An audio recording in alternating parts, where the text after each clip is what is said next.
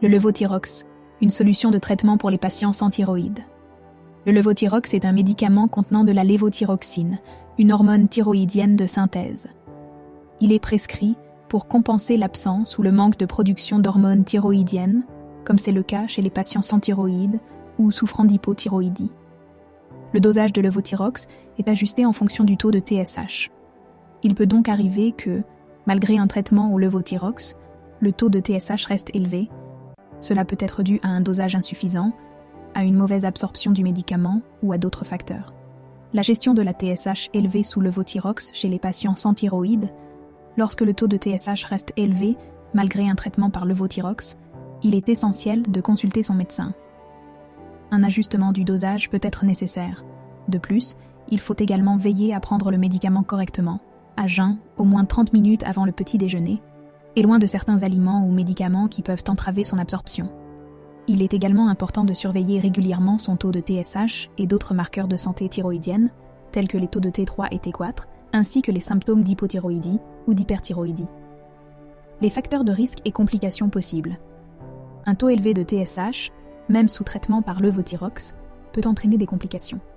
Il est associé à un risque accru de maladies cardiovasculaires, de troubles psychiatriques et d'une baisse de la qualité de vie. Les personnes sans thyroïde doivent donc être particulièrement vigilantes et suivre attentivement les conseils de leur médecin.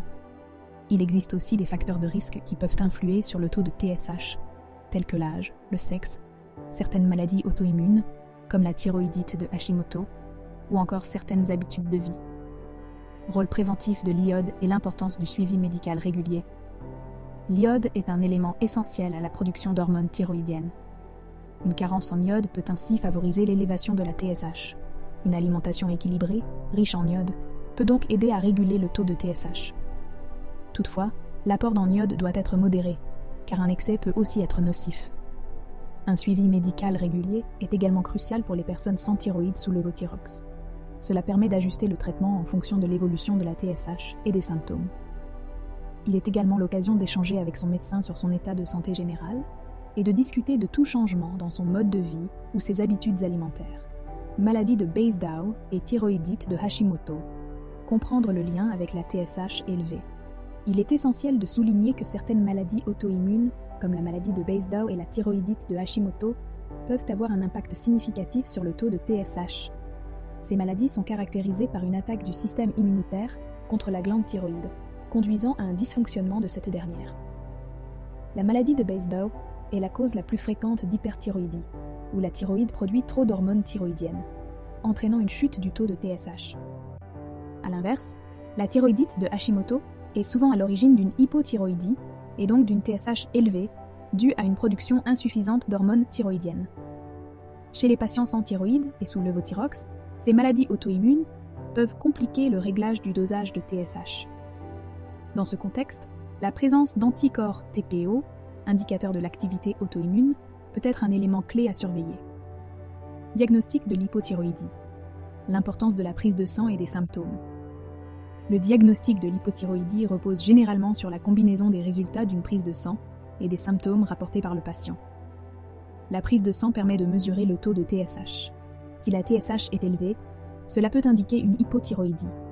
Toutefois, il est important d'analyser également les taux de TROAS et T4, les hormones thyroïdiennes directement produites par la thyroïde, pour obtenir un tableau plus complet de la fonction thyroïdienne.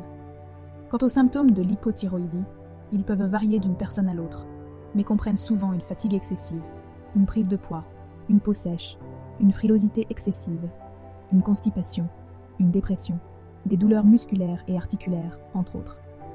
Il est crucial de consulter un médecin généraliste ou un endocrinologue si vous ressentez ces symptômes, en particulier si vous êtes sans thyroïde et sous levothyrox. Conclusion. Gérer son taux de TSH sous levothyrox et sans thyroïde peut être un véritable défi.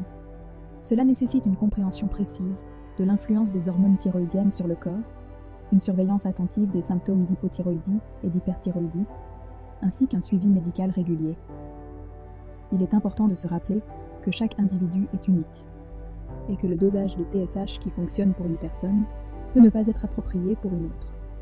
Il est donc essentiel de bien communiquer avec son médecin et de rapporter tout changement de symptômes, que ce soit une prise de poids inexpliquée, un état dépressif, des palpitations ou d'autres signes d'un déséquilibre hormonal.